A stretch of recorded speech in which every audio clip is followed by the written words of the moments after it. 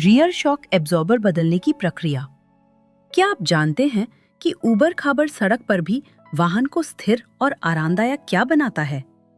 ये है rear shock absorber.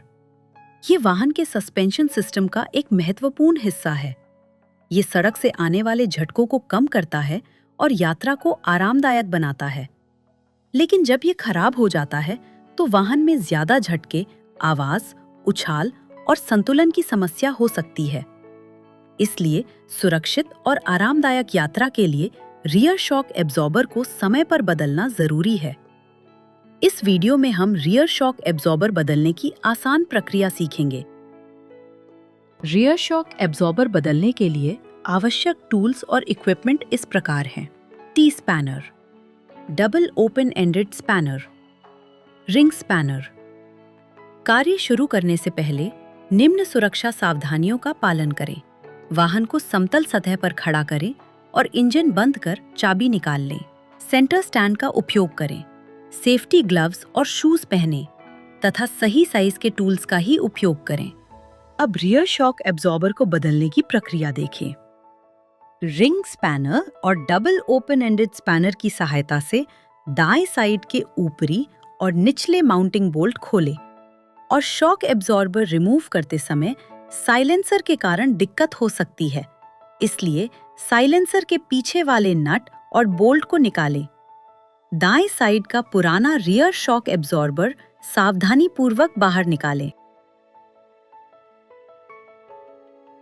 T spanner की सहायता से साड़ी गार्ड के सभी माउंटिंग बोल्ट ढीले करें और साड़ी गार्ड निकालकर सुरक्षित स्थान पर रखें। अब डबल ओपन एंडेड स्पैनर का उपयोग करके रियर शॉक एब्जॉर्बर का निचला माउंटिंग बोल्ट खोलें। दोनों बोल्ट निकालने के बाद बाएं साइड का पुराना रियर शॉक एब्जॉर्बर सावधानीपूर्वक बाहर निकालें। ध्यान रखें, स्प्रिंग और शॉक एब्जॉर्बर के टॉप और बॉटम के बुश खराब हो सकते हैं, इसलिए उन्हें अच्छी तरह चेक कीजिए। शॉक एब्जॉर्बर के लीकेज की जांच करते समय coil spring, piston rod, compression spring, fork oil और ऑयल सील, इन सारे भागों को अच्छी तरह जांच लें और अगर इनमें कुछ खराबी हो तो बदल दें। अब शॉक एब्जॉर्बर को फिट करते हैं। बाएं साइड का शॉक एब्जॉर्बर फिट करने के लिए पहले निचला बोल्ट हाथ से लगाएं। फिर टी स्पैनर की मदद से सारी गार्ड को उसकी जगह पर लगाकर सभी बोल्ट समान रूप से कस दें।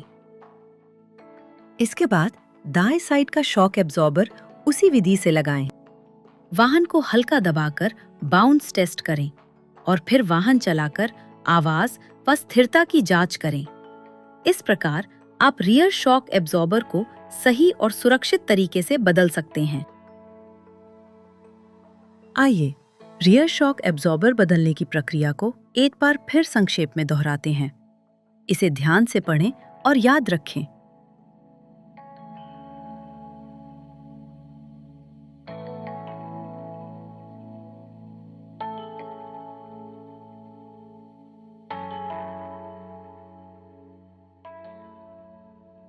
अब आपके लिए एक काम।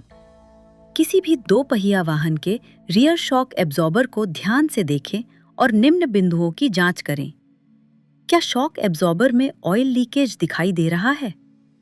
क्या स्प्रिंग या बुश में कोई क्षति दिखाई देती है? क्या वाहन दबाने पर सही तरीके से ऊपर नीचे होता है? अपने अवलोकन को नोटबुक में लिखें।